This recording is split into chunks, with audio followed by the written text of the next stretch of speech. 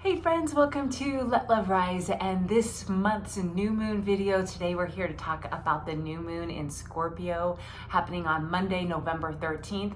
But first and foremost, this is not your typical outdoor setting where I film my videos. I am coming to you live from the Boise Salt Sanctuary, where appropriately I hold my new moon guided meditations with the crystal sound bath. So for those of you that have been wondering, what is the Salt Sanctuary? What does it look like? Well, this is a little sneak peek of our crystal cove. So cozy up and let's talk about the energies that are present right now during this new moon. There's a lot going on. So first of all, the new moon is happening at 21 degrees of Scorpio. So this is where, if you have your astrological birth chart, you want to look to see what house Scorpio is in for your personal chart. There are 12 houses on the zodiac wheel, and it will just point a little bit more to how this energy is working to you and what area of your life based on the house placement. And 21 degrees. So right now, if you think about a new moon is when you have the sun and the moon called conjunct. They are next to each other, and the sun is so bright that we see no moon in the sky. We would say it is at its darkest. We just cannot see it because they are right there next to each other. But it's not just the sun and the moon doing a little dance at 21 degrees of Scorpio right now. There's also Mars, who is the ruler or co-ruler of the sign of Scorpio, and Mercury also Mercury's in Sagittarius. Forget Mercury. Never mind. Scratch Mercury.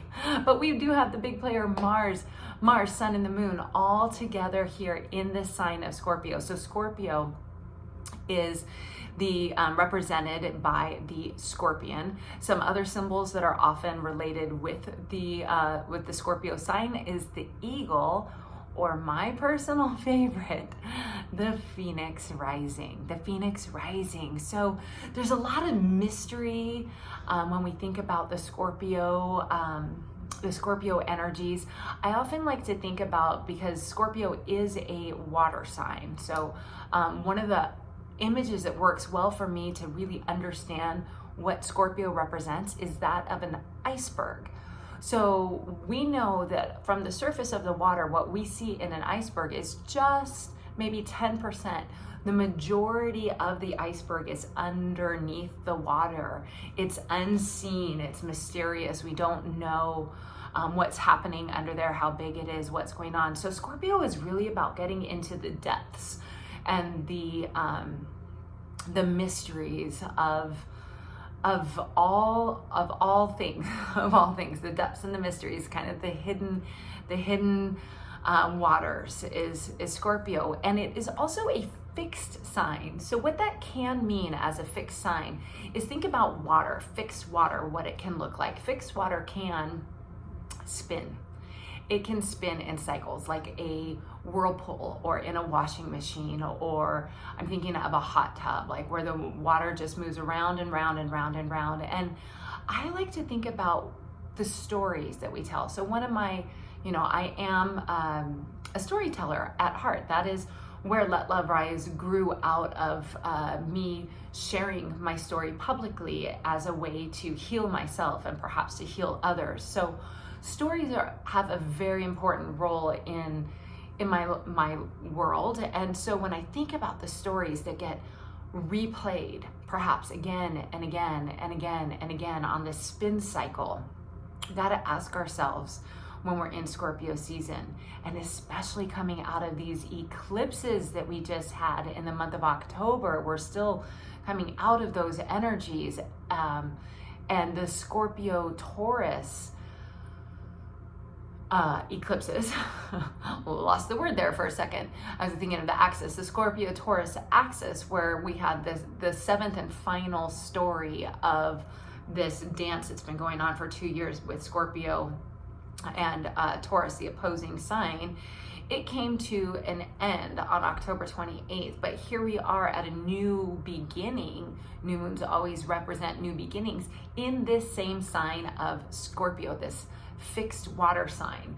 So it's a great time to ask yourself, the question about the stories that are running circles in your mind, that are on repeat, that are coming round and round, the stories that are there. Or conversely, also think about like fixed water. Fixed water is like ice, again, back to that iceberg, where stories just get stuck. And I think that's what creates limiting beliefs, when we tell ourselves this is how it is, this is how it always will be, this is how it always has been.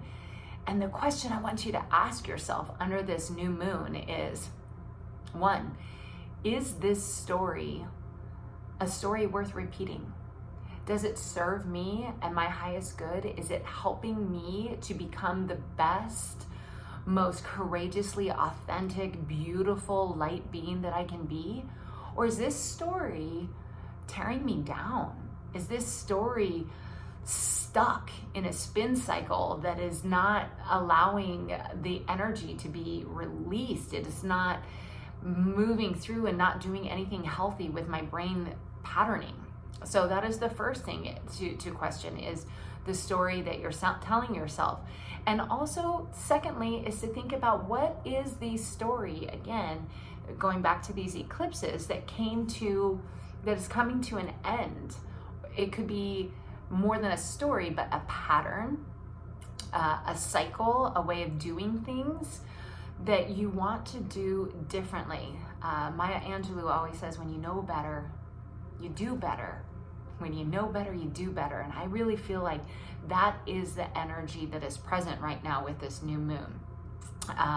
It is, again, it's also the energy of the phoenix rising, the ashes, the stories that, I know my life, that is the symbol of Let Love Rise, is the phoenix rising, because it felt like in 2019, when my world just started to close down and fall apart and crumble, and I couldn't recognize it anymore, the question I was left with is, well, what am I going to do about this? I can sit in that spin cycle and get really stuck with a story, a limiting belief about myself, about my worth, about how the world has wronged me, or perhaps my ex-husband wronged me, or life has wronged me, or whatever fixed mindset I could have. I could also just replay, what could I have done different? How could I have saved my marriage? All these questions is one way to approach it, but I was fortunate enough to have people speak into my life and remind me that this isn't happening to me,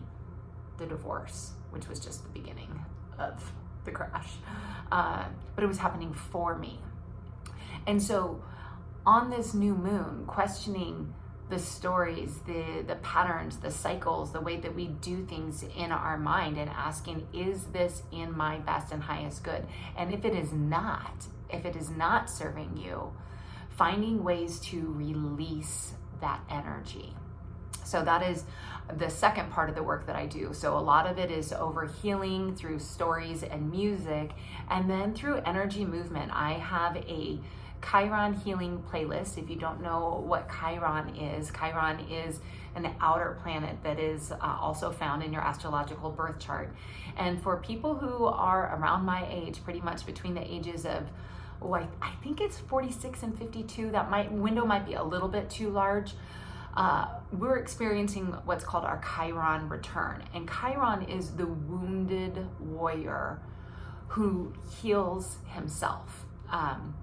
He's depicted by the centaur, and he's in the sign of Aries right now. And so this, the next eclipse season that is going to start, this continuation of the Aries Libra, that was the first eclipse of October, is going to continue in April, and it is going to be at the exact point of Chiron, 18 degrees of Chiron, I believe it is. And so looking again at your astrological chart to see if this is you, but what healing have you done? How have you taken the hardships, the thorns, the prickles, the detours, the things that feel like they are just impossible obstacles, and how have you risen through those? How have you not allowed those to stop you, but rather to transform you, to create strength in you, to build your wings, to build your power, to make you into the person that you are today? Because we are who we are in this moment from all the experiences. So yes, life might have been easier if all the things that were the series of events that happened in between 2019 and 2021 in my life didn't occur. But if they didn't occur, I wouldn't be here for sure recording a video for you about the Scorpio energies and in this beautiful place, the Salt Sanctuary of Boise, Idaho. But so it's giving gratitude, giving thanks.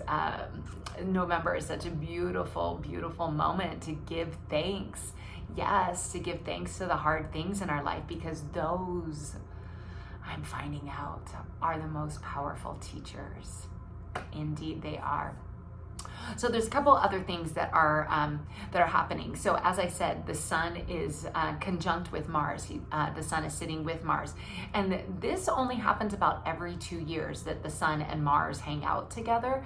And so this is also a new beginning.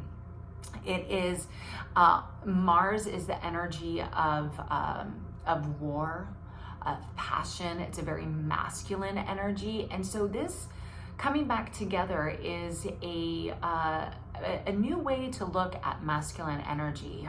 Perhaps it is the divine masculine, a masculine energy that can also incorporate the elements of femininity and a softness and a willingness to not just like charge and forge my way or the only way through, but to also have receptive awareness of conversation and two sides of every story.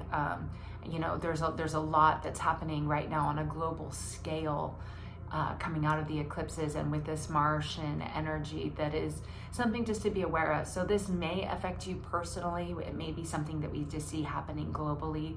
But one thing that we can all do is be very aware of one of our most powerful weapons, which is the words that we speak, and how we say what we want to say. And do we react in anger? Is our Mars energy triggered that fires us up to respond something with tit for tat and anger for anger and eye for an eye, tooth for a tooth? Or can we take a pause and step back from the things that upset us and first come to center and recognize what it's triggering in us and how we want to respond as our best and highest self? Again, this is the Phoenix rising from the ashes. When you know better, you do better. And the opposing energy from Scorpio is Taurus. Taurus energy is a grounding energy. Taurus is fixed earth. So you have fixed water opposing fixed earth, and fixed earth is just all about just coming back in. And I love being in this space right here because the floors, even though they look like it's sand, it's salt, the salt of the earth. So this is a beautiful place to come in for grounding. And I do offer a class called Spirit Flow every Sunday at 4 for people who are local to get grounded into this earth, to let music wash over us and heal us. And we have conversations. We talk about the energies of the moon, and there are going to be special ones for the new moon and the full moon. So the next special Spirit Flow will be on Sunday, November 26th, which will be called Full Moon Flow. And we will discuss the energies of the full moon in Gemini, which is going to be approaching, and also just spend time to ground ourselves into whatever it is that we're feeling, what we're carrying through. I always say that it's a wish of mine that we could say, I'm going to release this, poof, and we release it and it's done. But it doesn't work that way. It's like forgiveness. It is an everyday releasing and renewal. And that's why I connect with the moon so much, is that it's a continual reminder that it's in movement, it's in flow, it's in flux. It is every day a new phase, and it moves through the zodiac wheel so quickly. Every 28 and a half days we're circling around, and it just helps us to remember that we too are constantly moving, and we are constantly having to re-examine the stories so that they don't get fixed in our mind, that they don't lock us into a limited mindset that prevents us from living the life of our dreams, of co-creating the life of our dreams. I'm really excited to be announcing the launch of Rewrite Your Story, which will be in January of 2024. Rewrite Your Story is all about freeing yourself from the stories that no longer serve, and it's going to be a 7-week-long course. There will be more details to come about that, but yeah, stories, music, energy, letting it move through you. Two more things about the energies that are present right now for this new moon. As I said, Scorpio, the sun, the moon, and Mars in Scorpio, they are opposing Taurus, so they are opposite on the zodiac wheel. They're opposing Taurus, and there is a lovely little planet called Uranus sitting there at 21 degrees of Taurus. And Uranus likes to shake things up, likes to definitely, stir up the energy. And Taurus is the energy that is all about our self-worth, our finances, our livelihood, how we make money. And Scorpio, on the opposite side, is more about like how we interact with other people, what kind of collaborations we do with other people and making money together. Perhaps there is a rent and an exchange of money. An exchange of money. Whereas Taurus is all about self, Scorpio is all about taking that energy and putting it in terms of relationship with other people, so community with other people, and how collaboratively we work, and how we see our value and our self-worth reflected in others. So Uranus is shaking things up. So once again, you want to look at that 21 degree point. Do you have other planets or points in your astrological chart? And what house of the zodiac are they ruling over? Because it will really give you more information about how this will speak to you personally.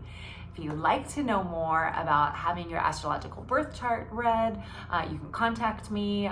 There on my website, there is an intake form that you could fill out.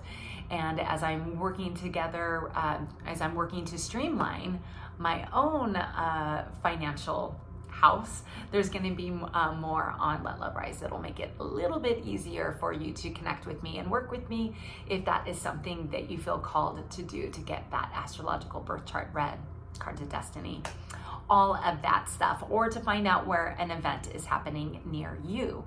Lastly, I have to talk about Venus because Venus has been such a big story over the summer. Venus did her 40-day retrograde in the sign of Leo. And again, it's like the stripping away of the Venus who goes underground. It's like, what do I not need? What are the masks that I'm wearing? What is unessential? Let me get rid of it all. And then she rose new. So it's very similar energy of coming out this confident, strong, beautiful, sensual woman in Leo. And she stayed in Leo for a little while longer, moved into the sign of Virgo, and she just moved into Libra. And the reason that her move into Libra, this was just on the 7th of November, the reason that this move is important is because Venus rules over Libra. Venus also rules over Taurus. So her role in the eclipses, she was the ruling planet of both eclipses, the one that was in the Libra axis, the Libra Aries axis on October 14th, and the Scorpio Taurus eclipse that happened on the 28th of October. And so now here she is moving into a sign where she is at home, the sign of Libra, that is all about balancing our relationships and our energy with other people. And so I just want to invite all the lovers out there to take a deep collective thank you breath. And when I say all the lovers, that is if you have love in your heart and you are watching this video to this point, you are what I would consider a lover, somebody who is really interested and invested in learning how to use the energies to create the best life for themselves. So let's take a little celebration for Venus moving into Libra. Mercury also just moved into Sagittarius. So again, we have a lot of forward movement energy right now. And so Mercury rules over our mind, our thinking, our communication, and in the sign of Sagittarius, which is a very wisdom seeking, traveling, philosophy, all of that kind of influence. So what are you ready for? What do you want? Because this is a new moon, and it just feels like it's a really powerful new moon coming out of these eclipses, where the last eclipse was in Taurus and Scorpio, and now this new moon is energies in Taurus and Scorpio. So what is it that you want to create for yourself? What is it that you are ready for? What is the life that you want to live? The song that I chose for this month's new moon is from one of my dearest spiritual teachers, Alanis Morissette. I cannot imagine where I would be if I didn't have her music to help me in my healing process. This comes from her album Such Pretty Forks in the Road, which was released in 2020, coincided beautifully with exactly the healing music that I needed as I was recovering or moving through. I wasn't recovering, I was just moving through.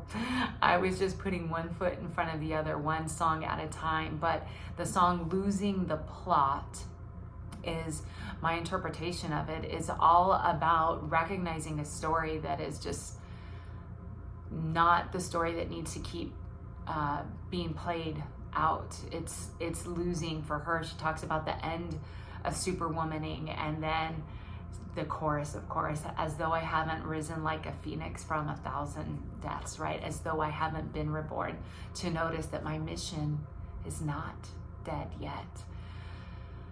There were dark times.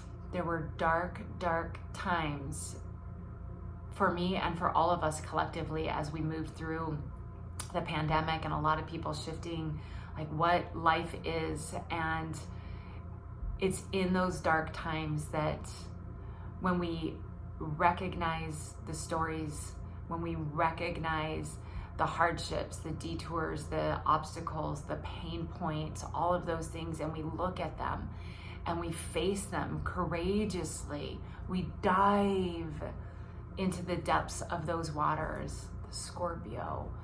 We dive in and we examine them and we ask ourselves, what is going to serve me from this? What is worth taking with me? What is coming out of this pain and rising from the ashes with me? So I hope that at this new moon, you'll have a chance to think about, and just perhaps even it starts with just noticing. Just notice what happens. What are the thoughts that you tell yourself? How do you speak to yourself? And how is it being helpful? And if it's not being helpful, what changes can you make? We are the powerful co-creators of our life. Our job is to dream, and to dream big. Let the universe boldly know what it is that your heart desires, because dreams are unique to you. We all have separate dreams. We all have the same fears, but our dreams are what makes us unique. Let the universe know what your dream is on this new moon. Post it in the comments below. Be courageous, be brave. Go ahead and be like, oh, am I allowed to dream this big? Yes, the universe wants you to dream that big. And then you can let go of the how is it gonna happen. That's not your job. That's not your job. That's what the universe does. So everything in this program, Rewrite Your Story, which is based on Mike Dooley's work with Infinite Possibilities, will be launching in January. If this is something that you're recognizing, you know what? I do want to rewrite some stories that I tell myself. I do want to rewrite my abundance story. I do want to get rid of my scarcity mindset. I do want to, and have a relationship that fills me up passionately, and with whatever it is that I imagine, I'm ready for that. And I am not afraid, and I am not going to let old thoughts and old patterns from years, maybe decades, prevent me from living my most fearlessly authentic life. So thank you for listening. Thank you for subscribing. Thank you for sharing with others who might need a letter of encouragement or a little note of encouragement, or just want to hear about what's happening.